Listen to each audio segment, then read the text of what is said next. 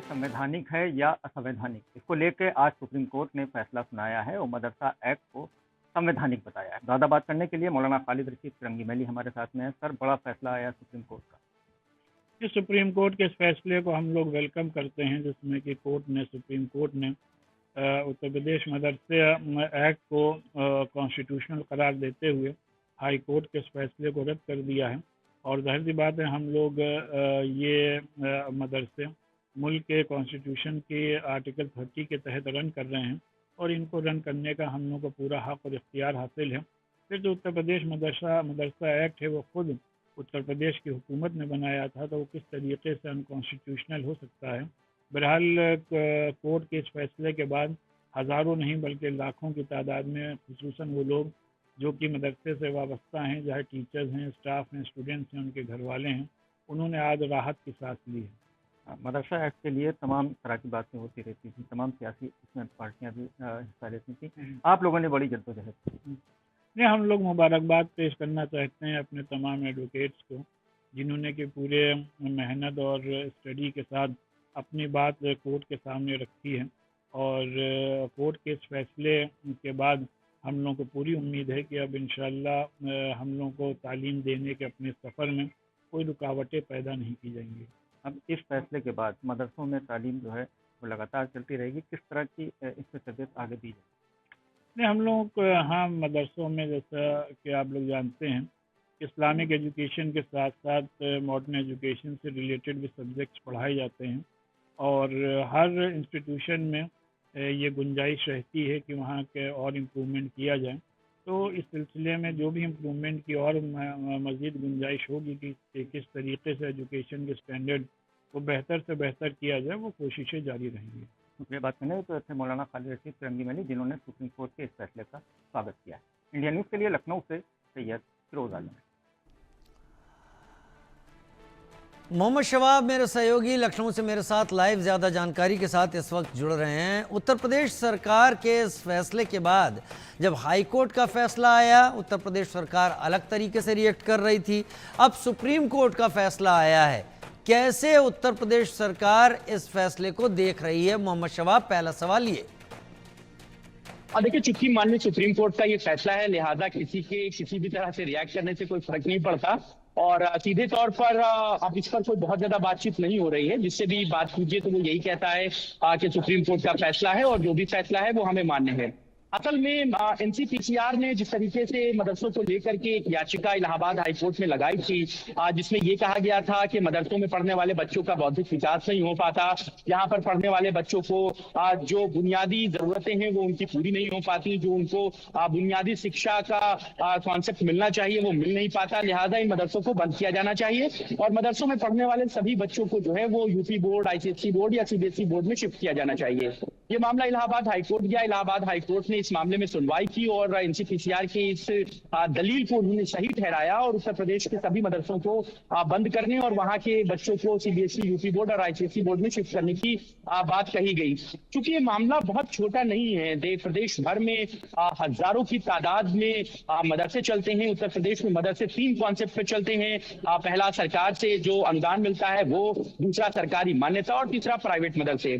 तो बहुत बड़ी संख्या मदरसों में पढ़ने वाले बच्चों की होती है, यहाँ पढ़ाने वाले टीचर्स की होती है।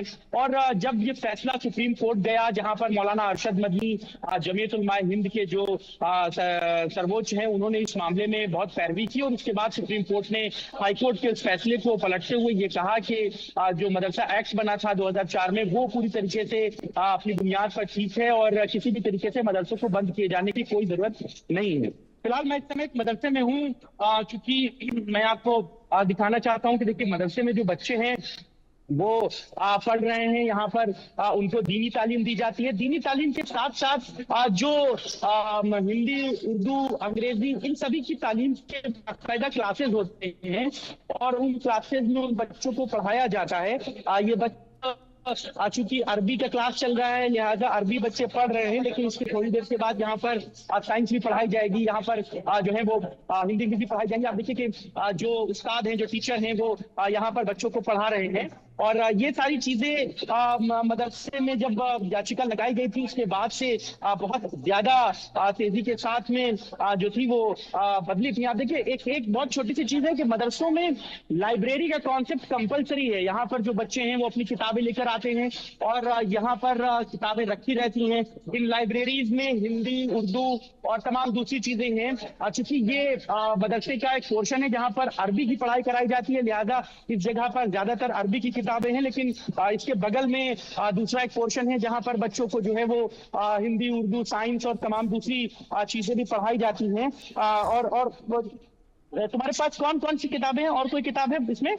क्योंकि मैं दिखाने की कोशिश कर रहा हूँ आपको कि इनके पास कौन कौन सी किताबें हैं और वो कौन कौन सी किताबों को यहाँ पर पढ़ते बनाते हैं। उर्दू के अलावा कौन कौन सी किताबें हैं आपके पास? मैथ की दिखाइए। देखिए ये बात जो है वो किताबों की है और इन किताबों में ये उर्दू की पोयम की कविता की किताब है जिसमें छोटा बड़ा भी इन बच्चों को पढ़ाया जाता है। ये बच्चे यहाँ पर पढ़ते हैं। इसके अलावा ये इंग्लिश रीडर भी है जिसमें इंग्लिश के अल्फाबेट भी हैं। ये आता है तुमको? पढ़ना आता है? पढ़ के दिखाओ, पढ़ो। इधर आ जाओ, इधर आओ, तुम पढ़ के दिखाओ। हाँ हाँ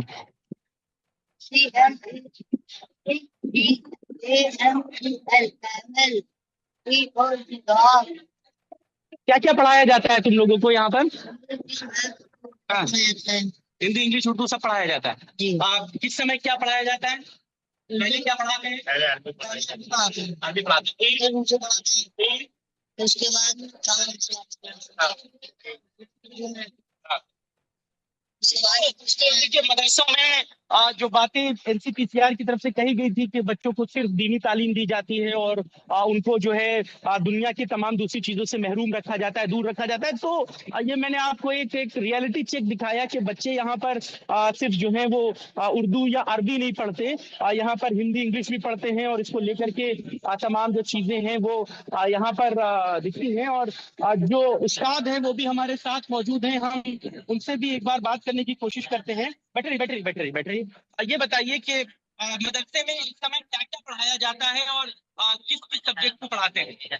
देखिए ये बहुत जो है अफवाह उड़ाई गई है कि मदारिस के अंदर सिर्फ जो उनके मजहब की तालीम होती है, ऐसा नहीं है।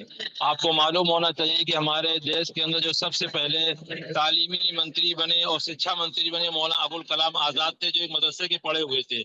हमारे मदारिस के अंदर अपने मजहब की तालीम के साथ साथ में कुरान और हदीस की तालीम के साथ साथ में यहाँ पे अंग्रेजी, हिंदी, मैथ सारे सब्जेक्ट यहाँ पे पढ़ाए जाते हैं। ये जो बात कही जाती है सिर्फ वहाँ पे जो है वो कुरान शरीफ की तालीम होती है, हदीस की तालीम होती है, ऐसा नहीं होती।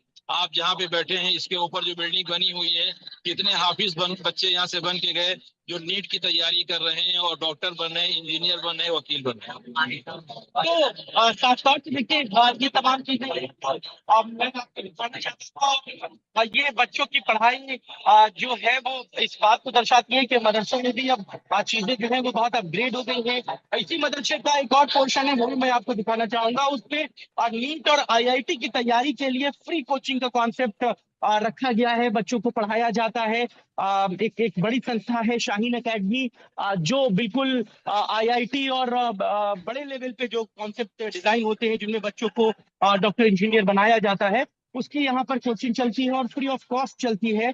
जो बच्चे आईआईटी या नीट में दाखिला लेना चाहते हैं उसके लिए फ्री कोर्सेज और तमाम दूसरी चीजें जो हैं वो होती हैं। और ये देखिए ये सब मदरसों के बच्चे हैं और यहाँ पर इन मदरसों के बच्चों के लिए जो है वो इस तरीके के भी इंतजाम होते हैं। तो ये बातें साफ तौर से समझी जा सकती हैं कि अब मदरसे भी जो हैं वो बहुत तालीम के नुक्ते नज़र से और तमाम दूसरे ज़रूरतों के नुक्ते नज़र से सारी चीज़ें जो हैं वो बहुत अपग्रेड हैं, बहुत जो हैं वो बेहतरी की तरफ बढ़ रही हैं। जी,